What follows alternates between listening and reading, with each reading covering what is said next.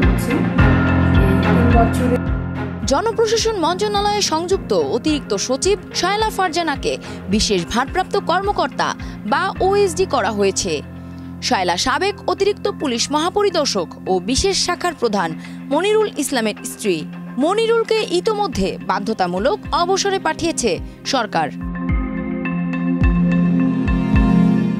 7 September রাতে তাকে OSD করে প্রজ্ঞাপন জারি করে জনপ্রশাসন মন্ত্রণালয়। বিসিএস 17 ব্যাচের প্রশাসন ক্যাডারের কর্মকর্তা শায়লা ফারজানা বিসিএস উইমেন নেটওয়ার্কের মহাসচিব। ছাত্র জনতার অভ্যুত্থানে শেখ হাসিনা সরকারের পতনের পর 13ই আগস্ট প্রথম অফিসে যান গোপালগঞ্জ কোটায় নিয়োগ পাওয়া প্রভাবশালী এই কর্মকর্তা।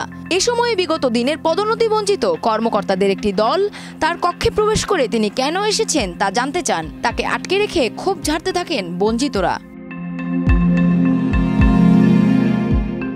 খবর পেয়ে জনপ্রশাসন মন্ত্রণালয়ের অতিরিক্ত সচিব মাসুদুল হাসান কয়েকজন কর্মকর্তাকে নিয়ে তাকে উদ্ধার করে নিজ দফতরে নিয়ে যান। বঞ্চিতরা তখন তাকে জনপ্রশাসন মন্ত্রণালয়ে না আসার জন্য হুঁশিয়ারি দেন। পরে তাকে পুলিশি পাহারায় গাড়িতে করে সচিবালয়ের বাইরে পাঠানো হয়। এরপরে তিনি আর জনপ্রশাসন মন্ত্রণালয়ে যাননি। ডেস্ক রিপোর্ট, দেশ রূপান্তর।